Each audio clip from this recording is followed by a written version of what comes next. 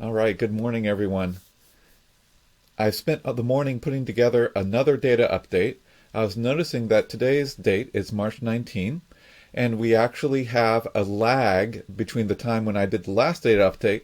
My last data update was January 19th. And I asked the question, are we past the peak as a nation? The good news is I haven't had much to report in the past 2 months because we've been past the peak as a nation. Now we're a little bit worried about possible new peaks. I'll talk a little bit about those. But for the most part, I want to say, how can I look into the future another 2 months? And I actually have some good news for you when it comes to that. If we can wait 2 months, we can probably follow the path that Israel took. And that's why I have the title for this part, How Israel Vaccinated Their Way Out of the Pandemic. I think that there are some really, really good signs out of Israel. I've been waiting all along, ever since vaccinations rolled out in December, I've been waiting for the real-life, nationwide testing of the vaccines to show that they really work. And now we have that data. We have it from Israel. And I want to show you where they are at right now. This is a tweet from the scientist that I follow in Israel who puts this data together.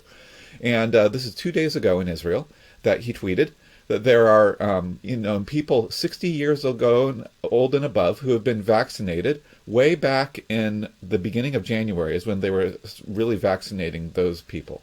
So now it's 2 months since they've been vaccinated. We have 86% fewer cases, 73% fewer critically ill, and 91% fewer deaths.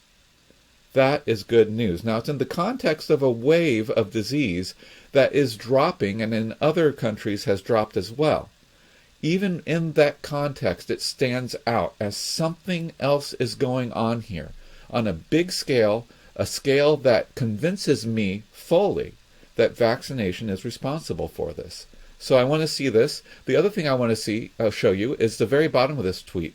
Economy now nearly fully open.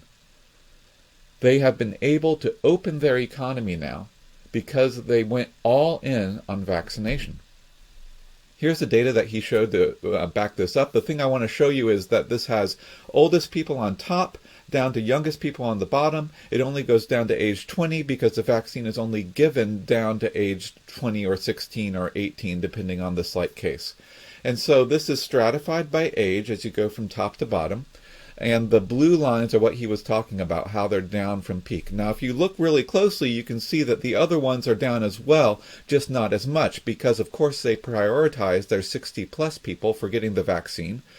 Most of them got the first dose and all the way back at the beginning of the year, and then they got the second dose about, looks like 3 weeks after that. And you can see all that on this graph. We can go in, we can zoom in. Here's the 60-plus data he was talking about. Since the peak, vaccination happened before the peak, and it was happening during the peak. The cases have dropped in Israel by pretty much astounding numbers. You know, this is not, the zero of this graph is on this graph. You have to look out for that sometimes. Sometimes the graphs don't actually start at zero on the y-axis. Well, all these graphs are starting at zero, so you can see cases are way down, especially in the 60-year-olds. So I want to look back in time. I want to see, what did it look like when this was just starting to come online? And Dr. Segal has this tweet pinned, which was 6.5 weeks ago, February 1, and he said, "We say with caution, the magic has started." And of course, Twitter being Twitter, some people jumped on him because he said magic, and he's really talking about science. The guy can't even use a metaphor. But anyways, that's just Twitter for you. What you have right here is you had a significant drop was happening about a couple weeks after they first started vaccination in the top age group. And he compared it, this is together with a lockdown, a nationwide lockdown that we should say, that is now over. And the other thing about Israel, it has one of the variants of concern that we're worried about. You may have heard of the UK variant. Israel has that variant. This third wave is associated with mostly that variant spreading around. So the vaccination works against the UK variant. Nationwide, complete real-life example. This is an example of a graph that he put up from just like a week ago that's showing how all metrics nationwide, this is not broken down by age group, but again it's showing the deaths, hospitalizations, and cases. They are all down. The one that's down the most is deaths, 29%, because that's what the vaccines do best. They prevent death and severe disease by astonishing rates. They prevent mild illness very well, but not quite as astonishing. There's still mild illness that spreads around. But the thing is, if illness is mild, then it's mild. Lives are saved, and there are issues with long COVID, but there are issues of long influenza. There's issues with long any virus that you have. And so what I want to say is this is as good as it gets for the level of proof that vaccination works. And so if Israel has followed this path, now they were more aggressive than any other country in the world, big or small, in vaccinating all the people that they could. And this is what it looks like on a vaccination graph. This is cumulative vaccinations over time. And you can see that Israel's way up. They actually have, this is vaccine doses administered per 100 people. And you see that the scale goes beyond 100. Well, of course, that's because we have a 2-dose vaccine. So you have to, and in the case of Israel, they are all 2-dose vaccines. But you can still project what's going on here. That's why Israel has more than that number of doses, but they've covered more than 50% of their population. They haven't covered that much more than 50% of their population. That's one of the other things that encourages me about these data. You know, this scale could go up to 200, and yet Israel only got halfway there, and they are seeing the effects of this. So that's the vaccination data today. This is population adjusted. But you see also that the United States and the United Kingdom are sort of neck and neck for sort of being second place in the vaccination race, okay? You have a number of smaller countries, by the way, that are per capita better. But as far as big countries go, the UK and the US are actually the second best and third best for vaccinating people behind Israel per capita. And so you can see that the United States is following a slope, but it's a straight line, but it actually is a slope that's approaching Israel's own slope, which is why I'm saying it looks like we're following the road. We're just a couple months behind them. The other thing I'd like to point out, look how low the line for Europe is. That is just above the world line, far below the US-UK line. Europe is having problems with delivering the vaccine, and I want us to avoid that situation here in the US. I am pleasantly surprised by how well it's going in the US, and basically I want us to keep it up because I want to look like Israel. I want to be able to say economy now nearly fully open in a couple of months and cases plummeting. So let's go back to when was Israel per capita the same as us? Well, I go back and it is exactly 2 months ago that Israel was per capita 33.93 as opposed to 34.60 for the US right now. Now, what we can say is that Israel's slope was higher than our slope is right now, but not that much higher.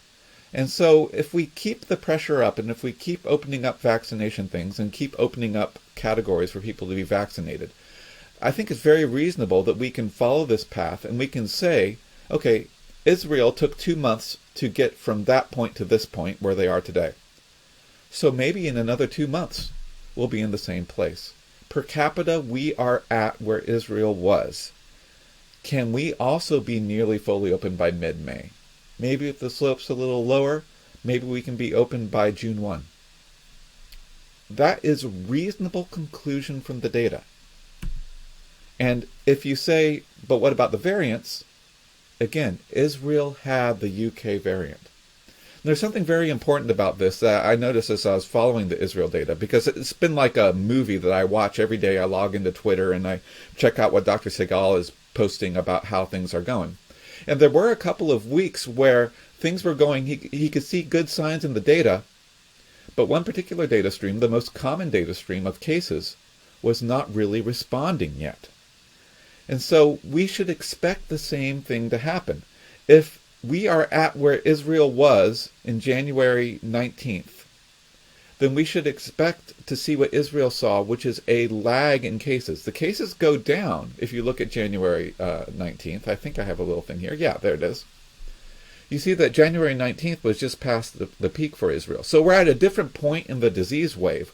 We are past a disease wave, whereas they were in the thick of things. But that means it should be slightly easier for us, if anything. So if you look at Israel, they have the cases were all the way up here, and if you look at that, they did drop a little bit, but they sort of stayed stubbornly high until about February 1, when they really started to drop, and then March 1, when they really started to drop. On March 1, the cases dropped off a cliff. Now, it's not easy to see that right here, but I've got a graph in a second that just shows that. The thing is, we should expect to see cases be less responsive than hospitalizations and deaths. But we should look at the data. This is data for all ages, for the nation. If we look at the data age stratified by the people who've gotten the vaccine, we should see the data coming through. And it is coming through for the U.S. For example, nursing home data.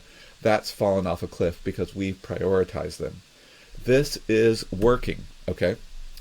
Here's my favorite thing. If you've watched these podcasts before, you know I like this drop-down plot. I always mention it, and I always want to show it. And I want to show where we are all at. Here's Israel, France, UK, and US. And you can see that the UK and the US are dropping. Israel's dropping even faster. And it's this Israel drop that I'm seeing that is unprecedented. UK is also vaccinated aggressively, and they're also seeing a big drop. But like I said, the rest of Europe has had problems rolling out the vaccine. And you see that France right here is actually going up. Not shooting up, but it's still going up. And so there is some kind of third wave, fourth wave, however you want to count it, going through Europe right now. They need the vaccine. And they are not getting it as fast as they should. So I would not be surprised if this continues to go up. I would be surprised if the UK turns around, and honestly, I'd be surprised if the US turns around.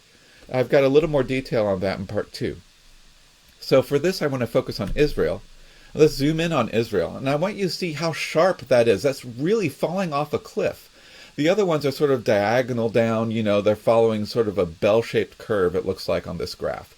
But remember, a drop-down chart, the thing I like about it is literally straight down is the best you can do. And if you zoom in on Israel, that is almost about as straight down as you can get. And so when I saw that drop and the steepening drop, even as they're opening, I can only attribute that to vaccination. Compare it, by the way, to South Korea, populations of similar sizes, but there's a big difference in how this is played out in Asia versus how it's played out everywhere else. In South Korea, though, they've done a good job of controlling it. I've talked before about how there were some ways in which I thought we should model them. But even South Korea right now, as a result, they aren't prioritizing vaccination as much, and they are sort of at a low plateau. This is not the kind of thing that worries me, really, but I just want to point out, I've talked about how great South Korea is. Israel has become the poster child of the country I want to talk about because they have had a wave of a bad variant, and they have done this with vaccination. Now, it's taken them 2 months from this point. So that's the thing I want to say. 2 months about that. We can zoom in on the same data that I showed before that shows age stratified data. And if you zoom in on the younger ages, you can see, oh yeah, these are the ones where the cases are not dropping as quickly. Now they are down 80% from peak. But you see that it took a little while. They were bumpy in the road, and there were plateaus on the way. This is where the plateaus came from. It's the unvaccinated groups that are getting cases. And you know what? That's actually okay with me. Because you see the hospitalizations are still responding. And the hospitalization numbers, if you look at the numbers on the y-axis, hospitalization numbers are much lower for younger groups. This is how a vaccine should work for a disease like this. You give it to the older people first. They are protected, and there's going to be a time where cases go up in the younger people. We want to try to get through this time as best as possible. We want to try to make reasonable restrictions that will hold the cases down. But I am not particularly worried about this. This is the kind of thing that I expected to see This is what Israel saw, and they got through it. So that's what I want to say. And if you really want to age stratify the data, let's look at cases in ages 16 to 21 who were vaccinated, with the dotted lines here, and compare it to the blue and yellow lines, which are cases in even younger children. And those children, they did have cases that have gone up. It's not exponential growth, but it is going up. And so the one thing I have to say is we've got to expect this. Cases are going to lag in their response to the vaccine. It's not necessarily as terrible a thing. It's not objectively as terrible a thing for a young person to catch COVID as it is for a 60-year-old. And there's the whole question of we've got to let this shape our entire thinking. COVID-19 mortality is age-dependent, very age-dependent. And I've got to show this graph because I want to show it again and again and again. This is a ton of data, a ton of studies. How deadly is COVID-19 compared to seasonal influenza? And you can see right here for the older ages on the right side of the graph, it's 25 times worse. For the younger ages, it goes down and down. For 30-year-olds, it's 5 times worse. And then you can't even really tell how much worse it is. Maybe it's a little worse, but it's maybe 2 times worse or something like that for the 10-year-olds, for the 15-year-olds. And this is a bunch of data. The blue line is influenza, the red line is COVID, and it shows you how much worse things are. So you can put this together, and you can say that it's 2 to 3 times as transmissible as flu. So it's 10 to 20 times as worse for age averaged.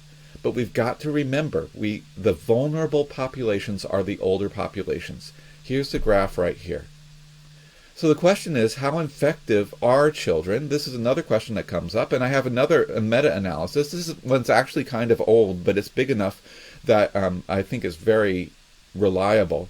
And when you put it all together, you get adult infectivity, secondary attack rate, is with the red line. Child infectivity is there. It's the blue diamond down there. But it's about half the rate of adults. Big uncertainties on this because it's a lot of data from a lot of different places, but I trust this general conclusion. Yes, children can get it. Yes, children can transmit it. But smaller lungs mean less transmission. And less symptoms mean less transmission.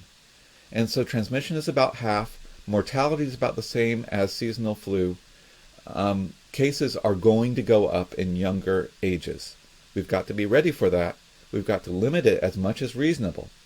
But we've got to realize that that's what's going to happen. Israel saw that, and they got through it anyways.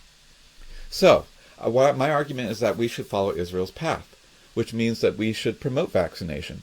I have a whole thread, and I got these slides from Shane Crotty, who is a T-cell scientist that I follow, and he does great scientific work. He's also got a whole explainer about our RNA vaccine safe. And he made his slides available, and he has these examples. The example on the left is Elvis receiving the polio vaccine live because they had to convince people that the polio vaccine was safe. Elvis helped with that. These days we don't have Elvis anymore, but we have Arnold Schwarzenegger. And so he says, join me and sign up to get your vaccine. Come with me if you want to live. Great line from Arnie. And then you have all the presidents, the former presidents are willing to take the vaccine on camera. And I just want to put this on camera. I want to say, yeah, this is a public health campaign. We're trying to convince people to take this vaccine. The reason is because of the data I just showed. The real-life data from Israel is showing that this vaccine is worth it. We have safety trials that convince me fully that this is a safe vaccine, as safe or safer than all the other vaccines that I take. And it's working in Israel. Let's be like Israel. Let's try to follow this. So with that, thanks for listening. I'm going to go more local for part 2, and we'll also go state by state if you want to see that.